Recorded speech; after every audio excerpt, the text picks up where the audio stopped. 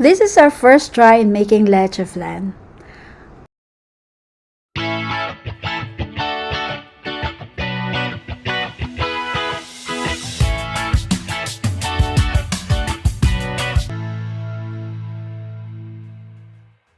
We only use the very basic ingredients. First, 10 eggs. Separate the yolks from the whites. And then get 1 cup of fresh or evaporated milk, 1 cup of condensed milk, and 1 cup of sugar. We also need more sugar for caramelizing. First, beat the egg yolks.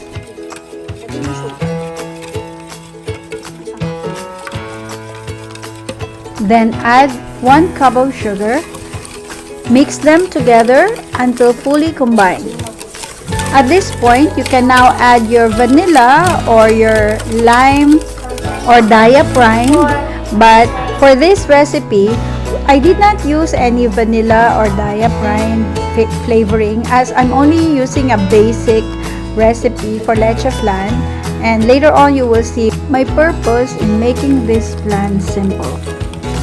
While mixing, you can now add the evaporated or fresh milk, followed by the condensed milk, and stir continuously until smooth and no more lumps.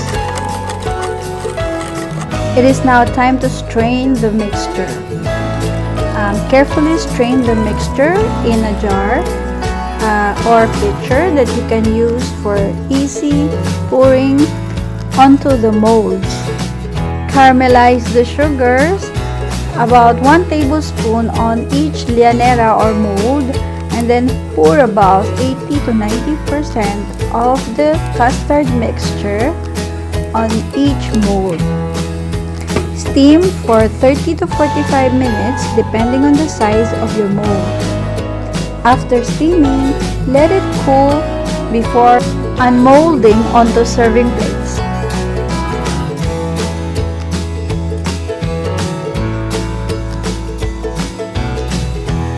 Yay! It's done! We can now eat our halo-halo!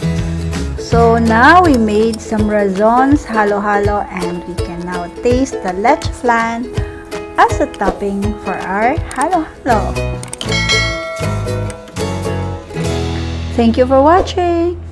Please like and subscribe.